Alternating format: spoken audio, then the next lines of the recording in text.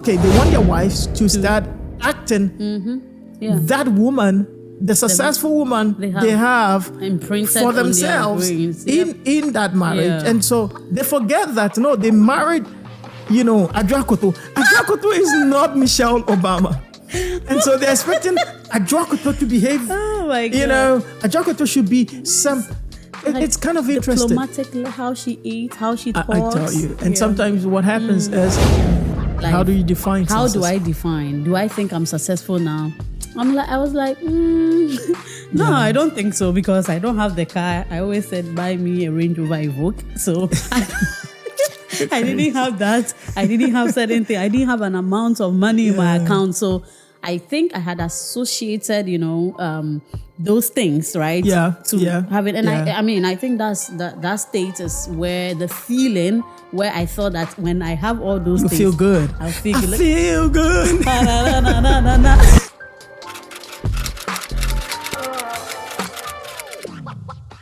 Hello and welcome to my Growth Club. Thank you for tuning in. My name is Emmanuel. And my name is Grace. We are your partner in growth and effective living. We want to say thank you, really, for always being here with us. If you've not subscribed to our channel, I think this will be a good time for you to do that. We have wonderful things to share with you. Like we've been doing, we've been talking about some things that are important to life. We have been on this journey for a while, for about 5 years of research extensively on life and how we should live it. There's some things that we have found that we had to throw away. There's some things that we are learning, and we just want to share those things with you. In the last 2 episodes, we talked about choices and why it matters most. In the last episode, we talked about how arguments are necessary for making right choices, making us to come to that place where we kind of look at everyone's perspective, right? And listen to people without fighting and screaming and shouting and draining all our energy. And today I want to talk about something that both of us, I think it was the beginning of our journey, really. I remember one time I told you, after we listed down all the things that we are learning, we put all the research work together. I told you that, why does this even matter? Why don't we just set ourselves on this kind of adventure and just live life? Just live life. Like if things go wrong, then what? Just live life. And we realized that there is something that whenever we go this way, we begin to feel.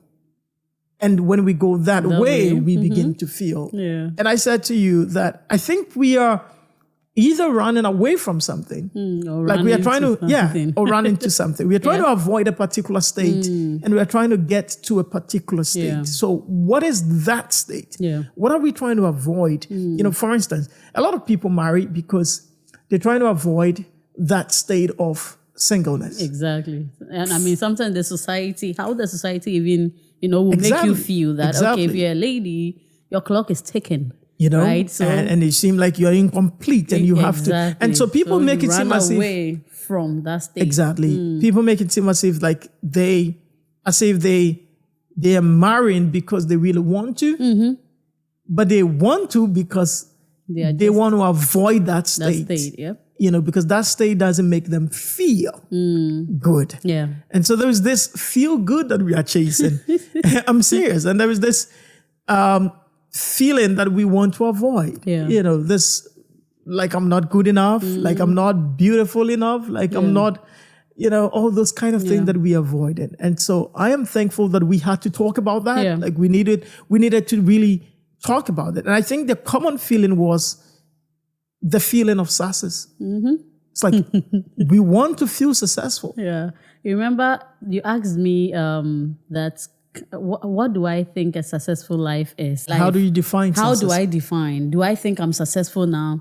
I was like, no, I don't think so, because I don't have the car. I always said, buy me a Range Rover Evoque. So I didn't have that. I didn't have certain things. I didn't have an amount of money in my account. So I think I had associated, those things, right? To have it. And I mean, I think that state is where the feeling where I thought that when I have all those things, feel good. I'll feel good. I feel good.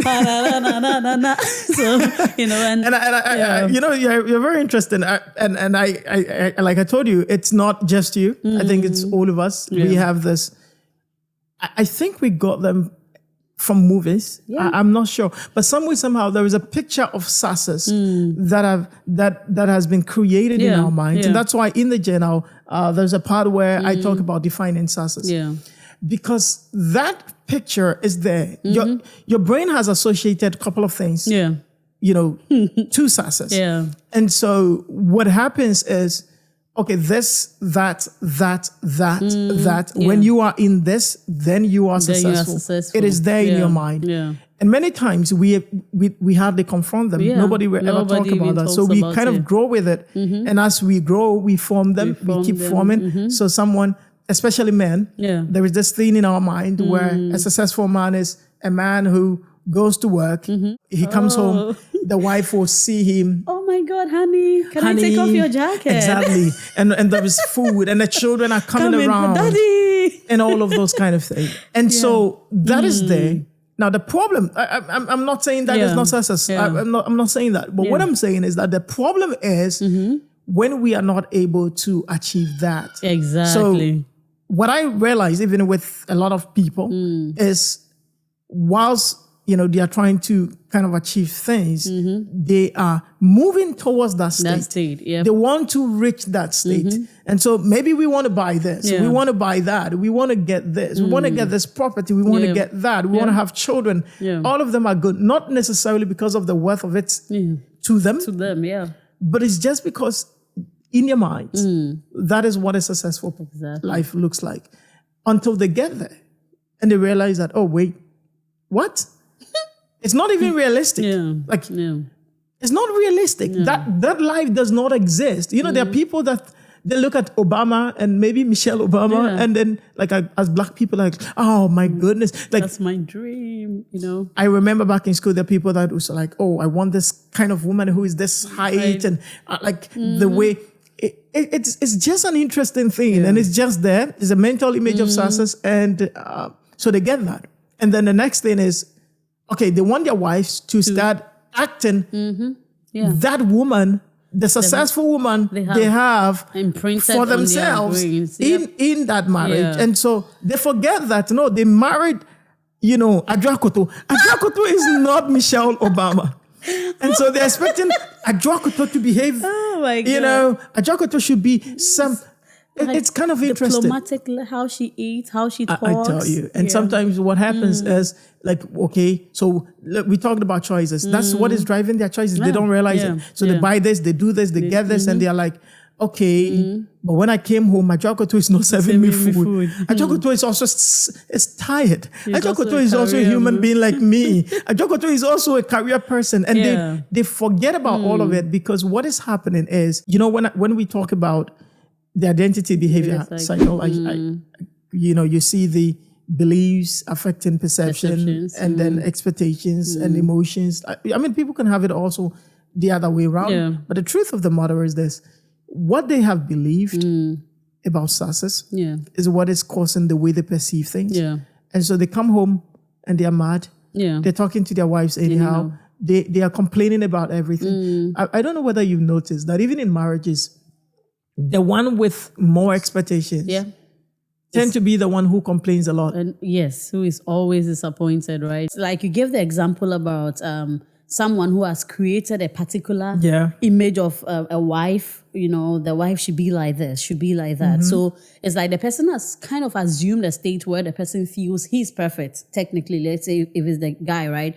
You keep having back-to-back expectations of the wife. Yeah.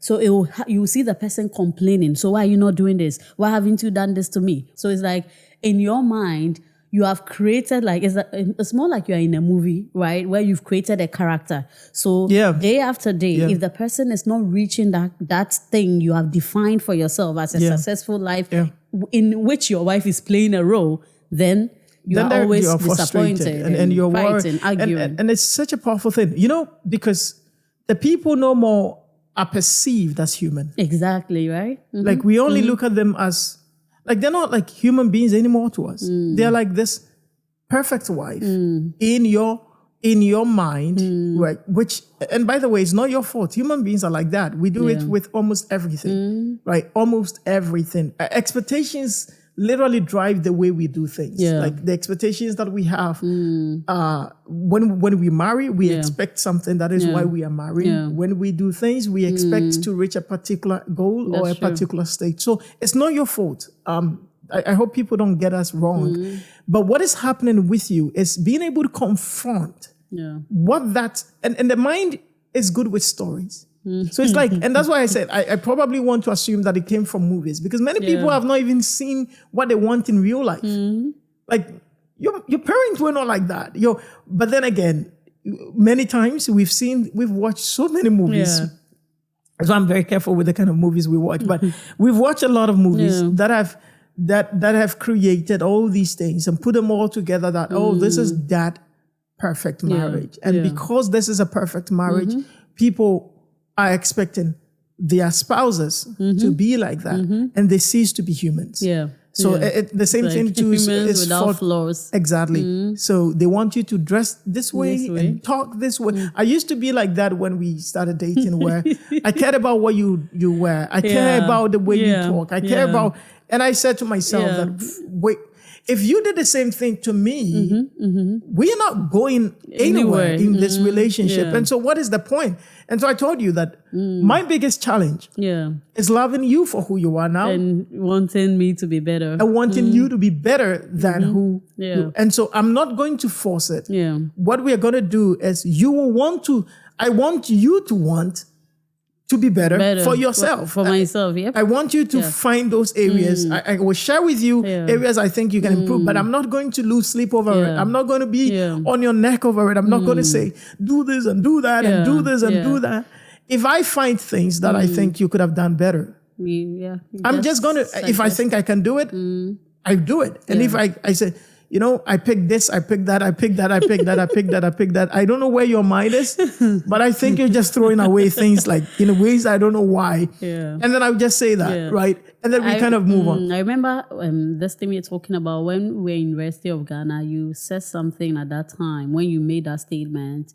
And I felt it was very profound, because you were like, a good relationship is when both parties are trying to grow and be better for each other. Yeah. And that's not true. Expecting you to be better for me. Now. It's still true. Like, I'm not expecting, okay, do this for me. But if we are on a constant, pursuit of growth for each other. And it's important. I mean, even when we say a good relationship again, like what is? People don't know these things in terms of, like, there's no one who is defining success. Like, I've tried to read and I've listened to people even 100 and something years, and nobody's able to tell what this life is about in the first place. People can tell you what is a successful life. Experiences. But what I think people have done is people have different images or mental images of, for instance, what is success to them. And it's very important also because that's why, because the difference in definition of success, right? I've ever looked at people whom I felt they were not happy in the state they were in, but I'm like, wait, they have everything. You have everything. Me, I don't have A, B, C, D, and that's how my mind I just can't understand, because and I think because to me, I have seen that life exactly or defined that as my successful life. That's true. And that's true. And that's the thing I have seen, even with me, with us. And I remember when we talked about this, we talked about the state of flourishing, and I said, listen, I think that for me, this is where we are. What we are going to work towards. Okay. Success is not a particular thing we are going to achieve. It's not, but we want to reach this state of flourishing. And we put this design this model that we are showing, what we call the state of flourishing, the effective living model. And the reason why this is profound is, I told you then that what I want to have is when I wake up in the morning, what is my state of being? If my state of being is in this state of flourishing, in that I have love in my heart, I have no resentment towards someone, I have no hate, it's not at war with people, I'm not fighting people, I'm not thinking about that. To me, it's the feel good. And this is how I'm serious. I've attached happiness to this. And so when I wake up in the morning and that I don't have love, I don't feel that, I feel like my heart is at war with you. I am not happy in the first place. And it's not like I'm not happy, like as though you have to make me happy. I'm not happy as though I'm going to do something about it, because I want to always be in this state. I want to be in a state where my heart is not at war with you. It's not at war with my children. It's not at war with my in-laws. It's not at war with my friends. I want to be in that state. And I realize, it makes me feel much better because it's not tied to things. There's something they call the hedonic adaptation. Basically, what it means. I never heard that. but basically, basically what it means is you have people who, it's like the human expectations in life are like, we think that, okay, if I get this, I'm going to be happy. Right? Then you get it. But you will be happy, but for a short while. And then you're going to return to your default state or emotional state. This is why many people achieve things. They get happy and then they come back to it. And they don't understand why they're not happy, because when you tie your happiness, your happiness to just achieving things, what happens is that you will get happy. Okay, it's almost like the way in economics we talk about the diminishing marginal returns. It's like you reach the maximum utility or satisfaction, and then it's going to just, there is it's always going to plateau. It's always going to fall, and then you come back down, and then you come to your baseline default emotional state. And so what is your baseline default emotional state? That is really your state of happiness or success, whatever you want to call it. And so I felt that, okay, the state that we want to be is the state of flourishing, where I have growth mindset. Remember recently we had very challenging time. And one of the things that I told you was the fact that you are perceiving it this way, that you're looking at the opportunity for you to get something better, the opportunity to do something better. And I said, that is what makes me happy. It's not in the things, it's just the growth mindset. And so I always say this, if I begin to perceive things from a growth mindset, like a growth perspective, I begin to have a lens where I see, okay, there is an opportunity to grow. There is an opportunity to get better. There is an opportunity to learn. I am happy. I don't care about the challenge. I don't care about what we get. So I just realized how those are also affecting even our area. I talked recently even about our relationship. When your mom came. I remember when my mom came, I was just dancing. I'm like, oh my God, I'm so free. And I'm like, I'm sure you are so excited, right? That now you don't need to, have the baby all night and all that. And you were like, no, it's not just that. Of course, you are happy that you have help, but you want to see yourself in the life of your children, be with them, play with them, be there for them. And I thought it was profound because I was like, oh, okay. So it's not really like, sometimes like, oh, I know some of my friends are like, oh, now you are so free. And all that. Like you've given birth, someone takes care of your child and you are free. Like free doing what? Free doing what? But the moment you said that, in fact, I was dancing and I paused because I was like, okay, it's not like we are overly excited. Yeah, we are. We thank God for that. But being in their lives, having time to spend with each other is very good. And that is one other way. Our relationship is important to us. So taking daily steps towards making our relationship with each other better, our relationship with our children with our siblings, with our friends. That is what is a state of flourishing where my children are not, sometimes we chase that, what we are talking about, like we chase a particular, okay, I want to buy this, I want to get to this level. But then I don't even have time to be there for my children. Yeah, and that's so true. Yeah. I mean, it's not like you have to be at that perfect state. That's the thing. It's there is gradual commitment. I'm telling you, there's something we call affective forecasting. Basically, what they mean is we attach this intensive and long, emotion towards those things that are going to happen in the future. When we know that in reality, it doesn't even take long. It's like, okay, if I get this certificate, if I get this, and then you got it, and then it's just like the day you are happy, and then the next day you are like, okay. And then after the month, it's like everybody's going on with their life as though all these things that I was struggling for, it didn't matter. It doesn't mean those things are not important. Yeah. But what is important is, are these things, like for us, are we making progress towards our wealth? Are we making progress towards our health? Are we making progress towards our relationship? Are we making progress towards our work? And, and how our priorities and principles are feeding into our values and giving us an overall sense of purpose. And for me, I feel much better when and many people can also, have different ways, because like I said, it's always about us chasing a particular feeling, a feel-good feeling. Like we want to feel good. We just want to. We want to feel good about ourselves. And that may be that we want to feel proud. We want to feel excited. We want to feel wasted.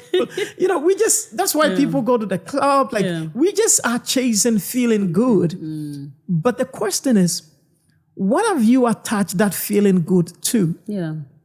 That's the thing. What have you attached the feeling good to? If someone attaches, this is where addictions are for. If you attach a feel good to, let's say an alcohol, and then you continue to take it, and sometimes it's not like you did it. The thing actually felt good. You get what I mean? So it's not like you are deliberate doing it. But if that's what your brain is doing, which sometimes is not even in your control, what will happen is that your brain is always going to just try and move you towards that feel good thing. And so people feel like alcohol makes me feel so good.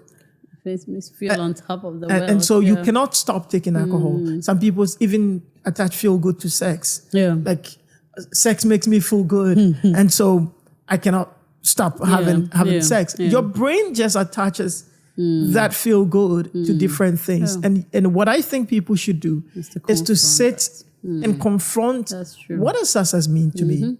What have I associated success with? Exactly. What is this? What is this thing that is going on in my head? And then be able to deal with it. Another part of it is that many times something can be good and you may not feel good about it. Something can be bad and you may feel good about it. You want to be careful. I mean, we've seen it before. Have you ever, been hurt and yet you didn't feel hurt? Any pain? Like recently, we saw Ethan. He was just blood playing, everywhere, and the guy was just playing. Ethan, are you hurt? He didn't even feel anything. He knew he was hurt. But he was hurt. And I think what we all do is, if I feel good, it is good. No, it's not true. If you feel good, it's not always necessarily good. Of course, sometimes if you feel bad about something, your emotion, your feelings are always talking to you about something. But there is a reason why you feel the way you feel. For instance, sometimes, like if I touch something that hurts, it's gonna feel hurt. Do you understand? It's really going to feel hurt. Or like you wake up in the morning and then you don't feel well. You have headache. You feel unwell. So your feeling is telling you that something is wrong. That's what your feelings are doing. They're really communicating to you that something is wrong, internally or externally. That's what it's doing. But your feeling by itself will not always tell you if something is good or something is bad. It is not always going to be like that.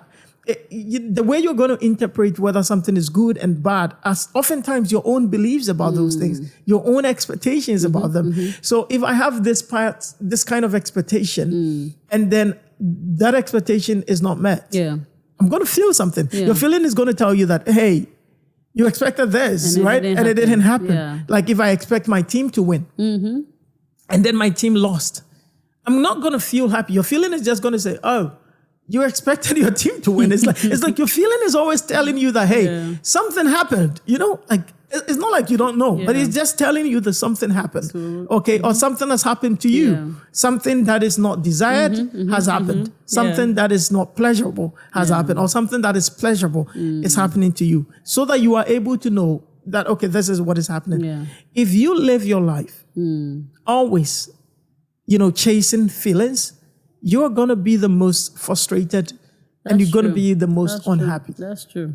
And I think that a lot of us make choices chasing those feelings. And those don't really, you can be successful and not feel successful. I know that.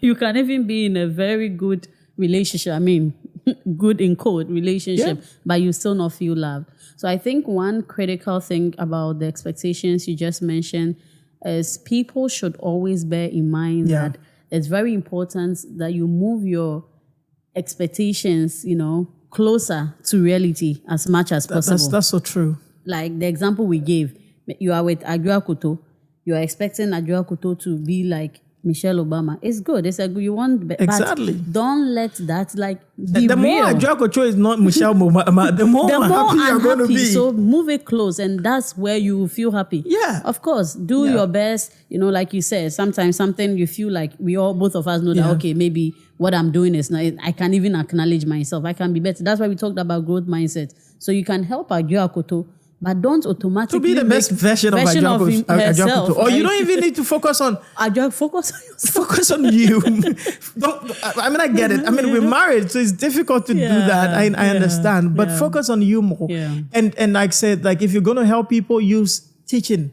Yeah. As in we have a skill sharing program every Saturday where we are gonna teach the part where we all don't know, and you have a slot, I have a slot. Adjoa Kuto has something to teach. He's going to teach, and then and it's a good. Maybe you're going to teach, how to make food or we have to repeat the lessons on jollof because after I taught you, it's still not up to the level of my expectations. I've not even cooked yet. Don't do that. Don't do that. But I'm gonna surprise you. You see. And so what happens is, you focus on you. Yeah. I'm serious. The one who expects less, it's going to be more happy. Yeah. But again, there's also a caveat to that. Because we talked about what you place value on. Oftentimes, if you try to fix just your expectation without fixing your beliefs, that's what we talk about, the identity behavior cycle. You want to go a little back to fix your beliefs. Yeah. What you have placed value on, what you believe to be this. Yeah. Because if you don't, and you just try to work on your expectation, you realize that it's not possible. It's going to feel like these people are giving advice that is not true. Because the underlying belief is the problem. It is actually the problem. Like, why do you believe that this is like the life for you? Why do you believe that this is the good life? Why do why do you place value on these things? Yeah. And I think that if people kind of work towards some of these things is really going to be helpful to them. Because I know that many people ask themselves, why did I make this choice? Well, I'll tell you today, you made that choice because either you are moving away, you're avoiding a particular state of being, or you are running away from a particular state of being, or you are running towards another state of being. Yeah. Whilst you're running away, you're running to something. That's the truth, right? But then sometimes the focus is where the problem is. Because whilst you are also focusing on running to something, you are running from something. But if your focus is also running from something, then you're running to something. So people are married, they found themselves as married people. But really, that's not what they ever wanted. But they were just running away from being seen as a single person and, seem like, where is your husband? So when you go to church, you don't have someone who loves you. All the married ladies, can you get up? No. And now you are in a marriage. You see your level. Like you're married. So what? And then now it's like, okay, so I'm married. Oh, okay. Yeah. I'm married. But they don't want to be a wife. They don't want to. They've not even prepared themselves to be a wife. Of course, it's not like you can be fully prepared. Exactly. I'm not like how I was 6 years ago. Yeah. People don't even know what they're doing in there. Yeah. They just don't know what they're doing. Like they really don't know what they're doing in there. It's one of the stages in the staircase. Especially men. When men marry, sometimes it's a sharp. They just don't want to turn off that thing in their mind that they are still not married. Yeah. They're married because maybe your dad says, "Hey, you're 35, so you're married, but yet you're still grandchildren." Yeah, they're still the boy that is not married. Yeah. So they're still texting people. They're still watching things. They're still doing things as though they're not married. Yeah. You're married. For God's sake, you're married. And so that's the thing. So we're kind of moving away from things, and then we get ourselves into different things. But what we want to end with is, if you can take maybe our model.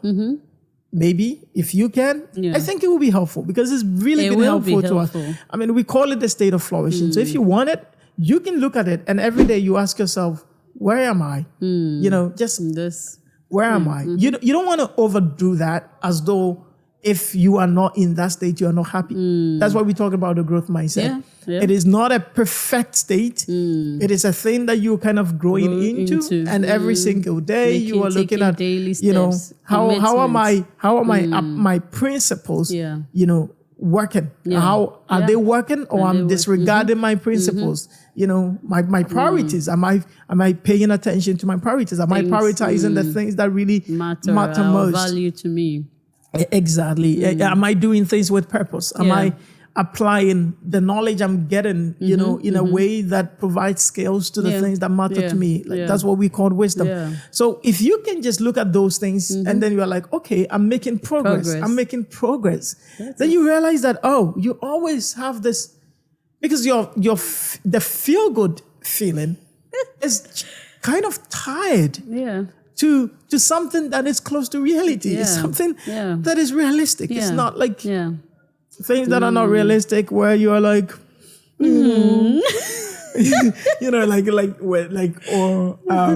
like imagine you went to buy a house and you have a child and you want to have all these things. You have a car and you really imagine yourself in like the way the movies are, where you parked your car in the garage and then you got there and the woman came to pick the jacket and then gave you a kiss. And you sit down and then after getting all of that, you enter home and it's like nobody's actually home.